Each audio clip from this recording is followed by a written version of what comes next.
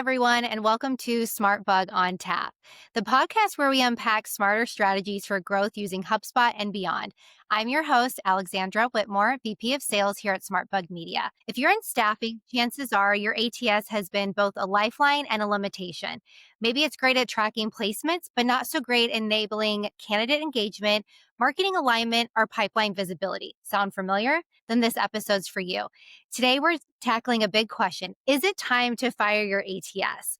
We're breaking down what HubSpot can and can't do for staffing firms and how to know whether you need a better integration, a total overhaul, or just a smarter strategy. Joining us today is Abigail Allen, EVP of Sales here at SmartBug Media, a true veteran of the staffing industry.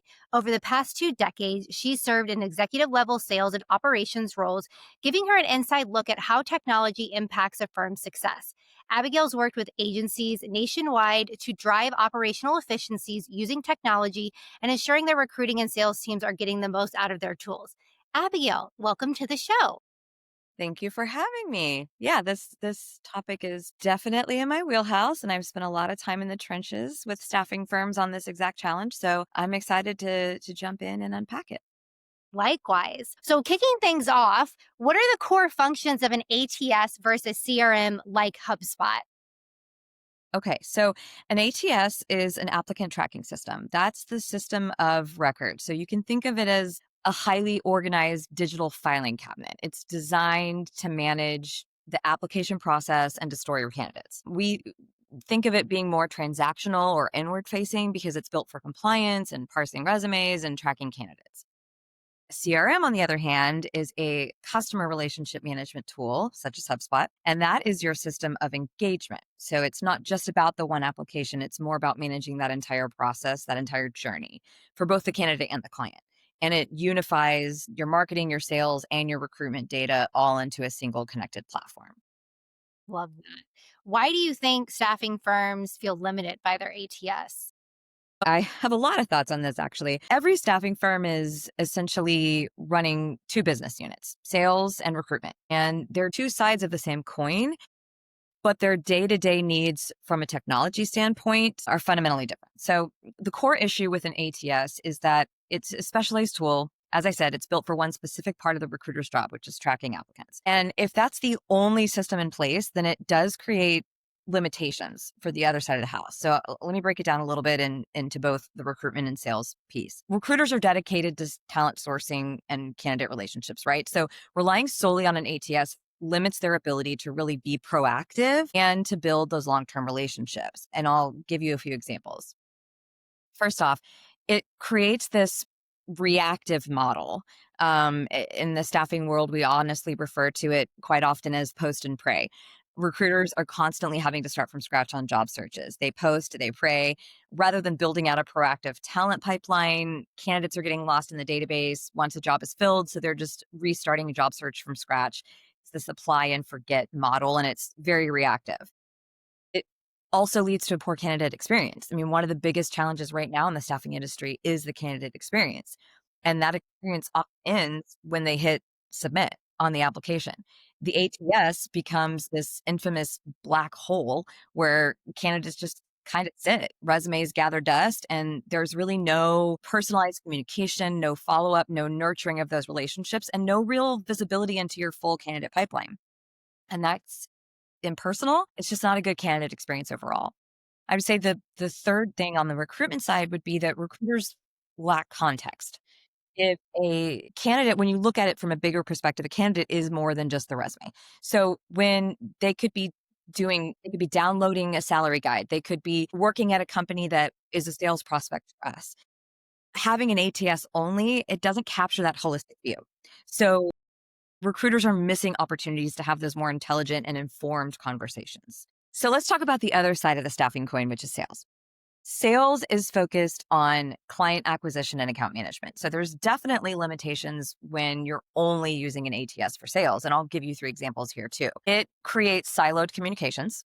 Mm-hmm. One, there is a massive blind spot when you don't have that 360 view of the entire client relationship. And salespeople should be nurturing those relationships with hiring managers and often can be unaware that a recruiter could be having a difficult conversation with that same hiring manager about a candidate. And there's disjointed and unprofessional communication overall, which leads to a bad client experience. It also limits the ability to nurture relationships. So, just as with the importance in the relationships on the client candidate side, modern sales is all about nurturing relationships on the client side. And you need to be nurturing those relationships before the need even arises. And an ATS doesn't allow you to automate follow ups or send targeted email sequences or track engagement or segment your audiences, all things that you really need for a successful sales strategy. I'd say the third thing is the poor reporting and forecasting. I mean, an ATS doesn't track a sales process. So it can produce reports that show you placements and time to fill, but there's no real sales data that sales leaders need, crucial metrics like conversion rates, pipeline velocity, sales cycle that allows them, or us, I should say, to really accurately sales forecast. It makes that almost impossible. So it's overall an inefficient way to run both sales and recruitment to just rely on that one tool that doesn't have the various facets to it. No, you're absolutely correct. And those were all amazing examples to really clarify, like you said, each side of the coin from the staffing for whether it's recruiters or for sales. You kind of touched on this a little bit. What happens when a firm tries to use their ATS as their CRM or vice versa? It's painful. I've done it. I've MacGyvered a few systems myself to make it work. It's time consuming. When firms are essentially trying to force one system to do the job of another, you're going to have friction, you're going to have risk, and you're going to have missed opportunities. It's the classic square peg round hole problem, and I have seen it firsthand. I think the most common is really trying to use an ATS as a CRM, trying to run sales and relationship management out of a system that's designed for tracking applicants is complicated and muddled and inefficient.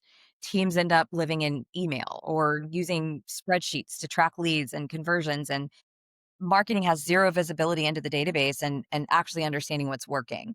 The information is going to be scattered and you lose the ability to proactively nurture talent and leads. There's no clear pipeline for sales and there's no clear way to accurately forecast, as I mentioned before. So growth becomes guesswork rather than being a repeatable, scalable, data driven strategy.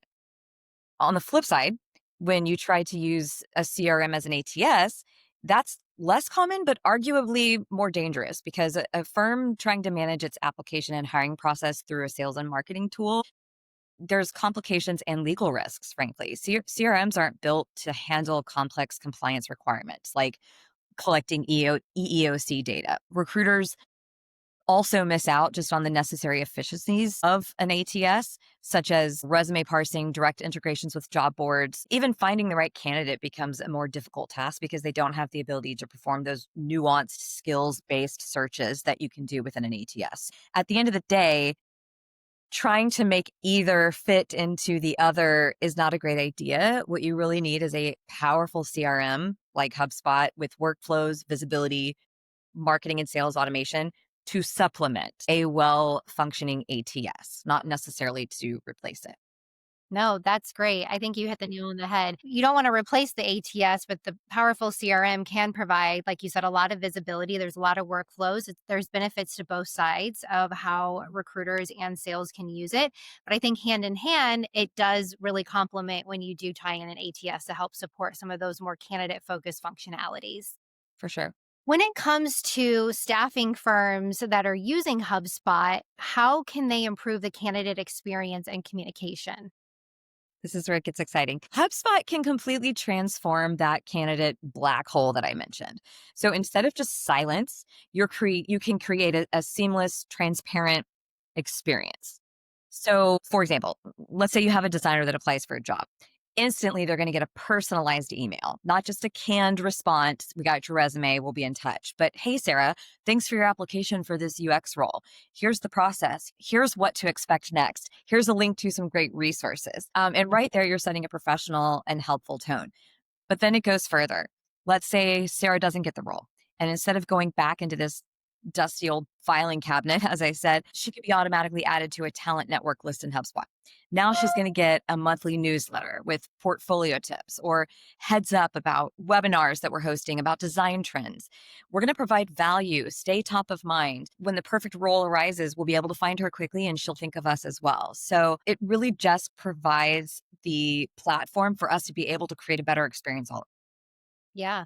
It sounds like a lot of opportunity for automation as well, but with a more personalized touch that really speaks, as you said, to the candidate and the position that they're applying for, that allows the recruiter to have a better idea and insight into what the candidate is looking for.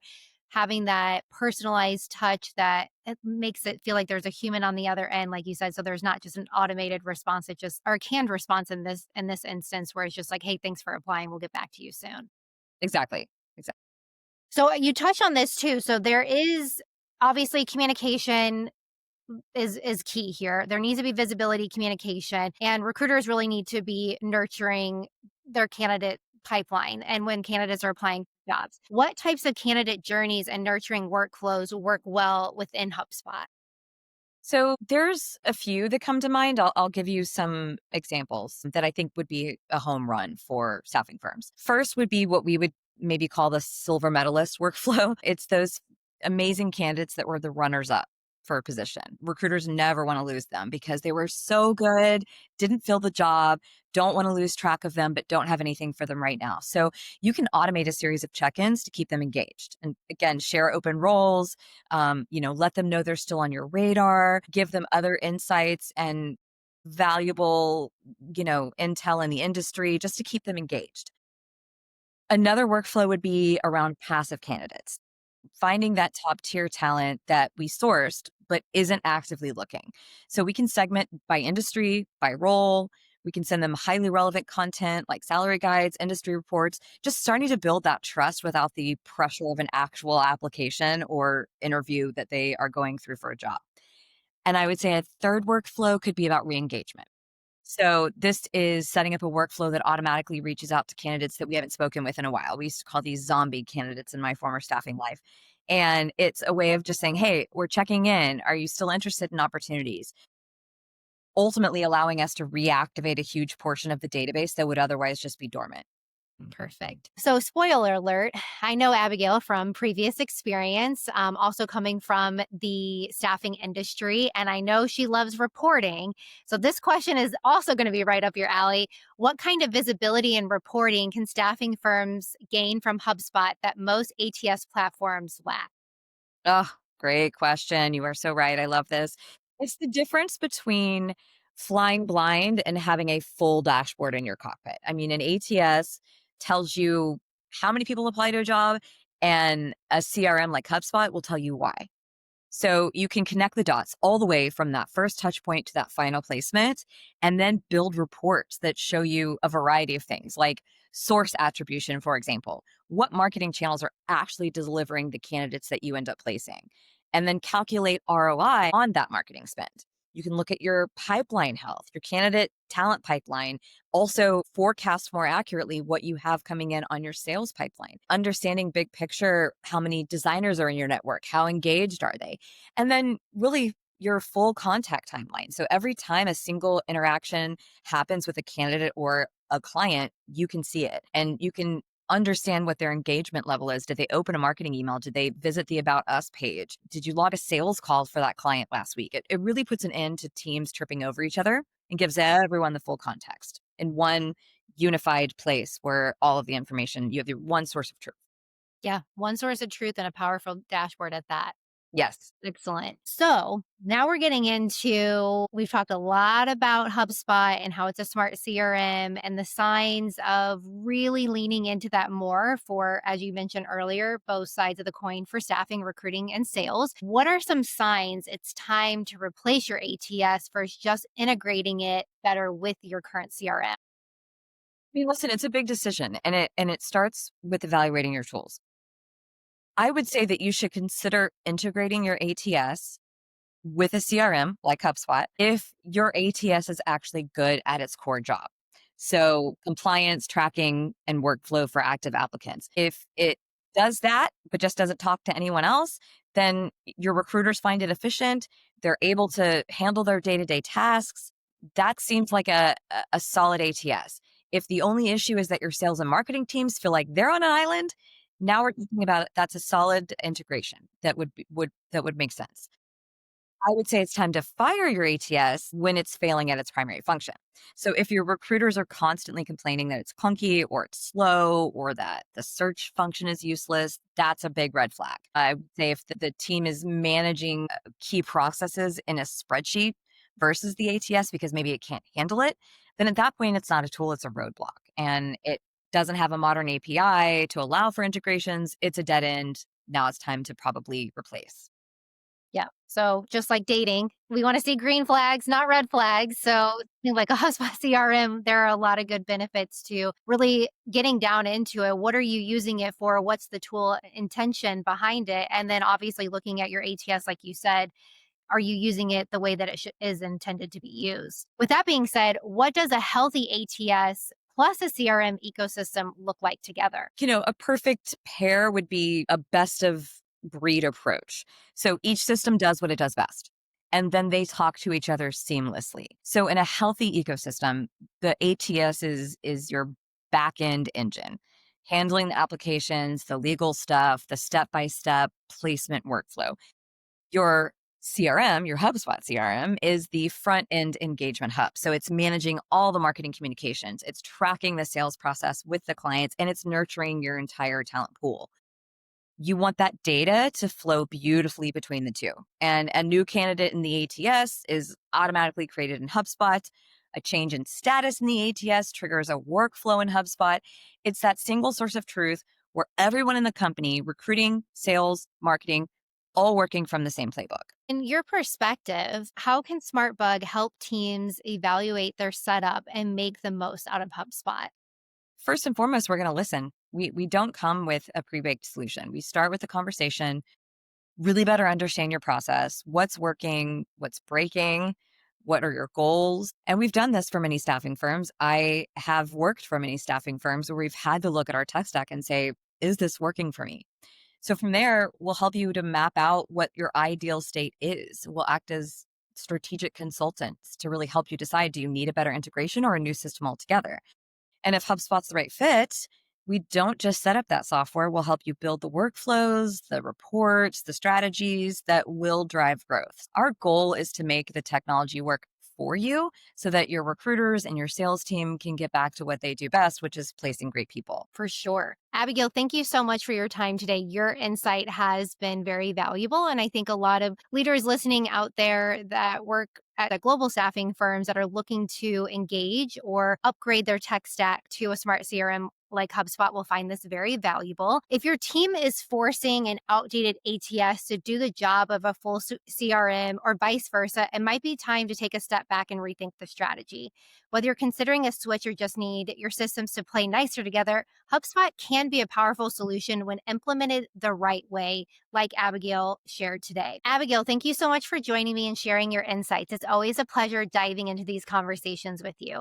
And for those of you listening, if you're ready to assess whether your tech stack is helping or holding you back, check out the link in the description to schedule a consult with our team. We'll help you figure out your next best step. Thanks for tuning in to SmartBug on Tap, and we'll see you next time.